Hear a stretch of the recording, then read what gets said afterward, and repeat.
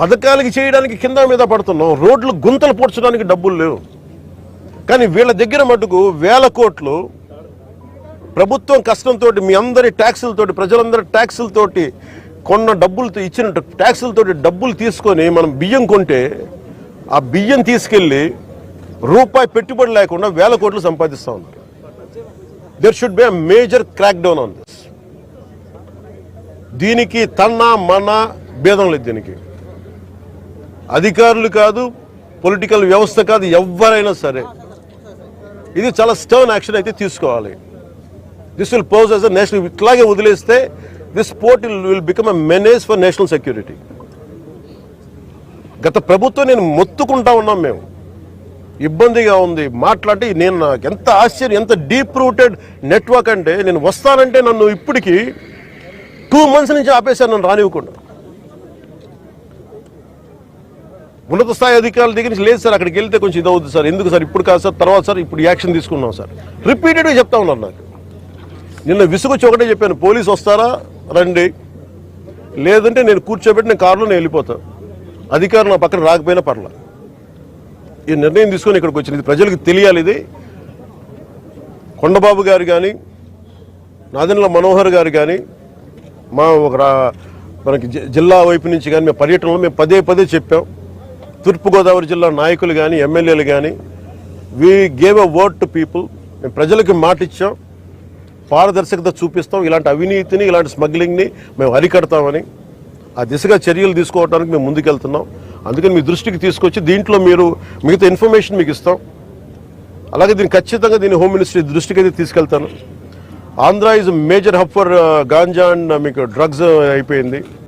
ఇక్కడి నుంచి ఎంత డ్రగ్స్ వెళ్ళిపోయినా కూడా మనకు తెలియదు. ఈ రోజున కళ్ళ ముందు మొత్తుకుంటున్నాయి. అదే అడిగాను అందాక మన సెక్యూరిటీ అధికారిని, నీ కళ్ళ ముందు మీకు ఇది కనిపిస్తూ ఉంది, tomorrow it could be weapons also కదా అన్నాను. దానికి మీరేం చర్యలు తీసుకున్నారు బీయింగ్ ప్రైవేట్ పోర్ట్ అంటే? పాపం ఆయన ఏం చేస్తాడైనా, పిచ్చుకు మీద బ్రహ్మాస్త్రంలా ఉంటుంది.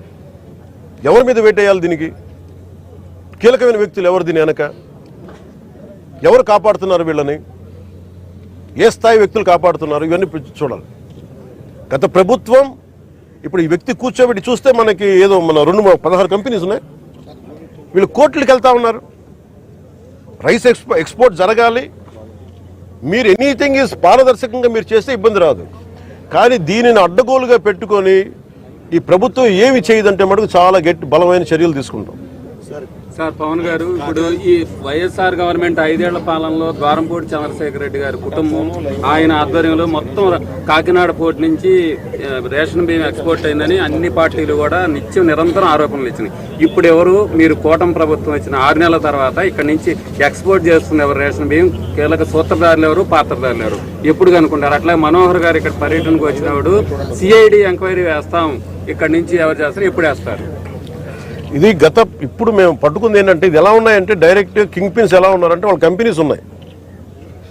వీళ్ళు ఎలా అంటే ఇది ఒక కార్టెల్. ఇది ఇట్స్ నాట్ ఒక సింగిల్గా మెయింటైన్ చేస్తున్నారేమో కానీ ఇట్స్ ఎ కార్టెల్.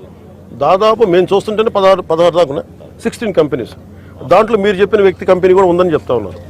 నాకు యాజ్ అంటూ నాకు కూర్చోబెట్టేది మానస ట్రేడింగ్ కంపెనీ, మానస ట్రేడింగ్ కంపెనీ, అది వాళ్ళ బ్రదర్స్ అని చెప్తా ఉన్నా, నాకు తెలియదు. ఇది నా ఉద్దేశం ఏంటంటే ఇది ఒక వ్యక్తికి సంబంధించింది కాదు, ఒక వ్యక్తిని టార్గెట్ చేస్తుంది కాదు. ఇది ఎంటైర్ ఈ నెట్వర్కింగ్ని బ్రేక్ డౌన్ చేయాలి దీన్ని. అలాగే మేము ఇప్పుడు ఇది మీకు ఎందుకు ఉందంటే ఏదైనా ముందుకు వెళ్ళనివ్వట్ల. ఇక్కడ ఉన్న అధికార యంత్రాంగంలో కూడా కొంత ప్రక్షాళన జరగాలి. చాలా బలంగా గార్డు చేస్తాను, ఎవరో తెలియట్లేదు. కానీ ఇంకా నేను ఇప్పుడు దాకా దీని మీద దృష్టి సారించాల. నా చేతి లేదు, మనోహర్ గారి చేతిలో.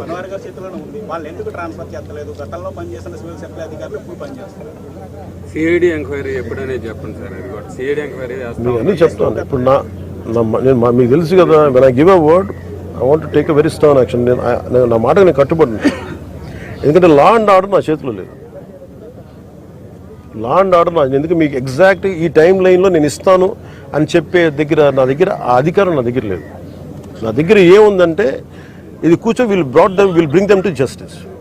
అది సిఐడియా, సిఐడికి మించి ఉండాలా, లేదంటే will I appeal to CBI? ఇవన్నీ మేము అంతర్గతంగా క్యాబినెట్లో తీసుకునే నిర్ణయాలు.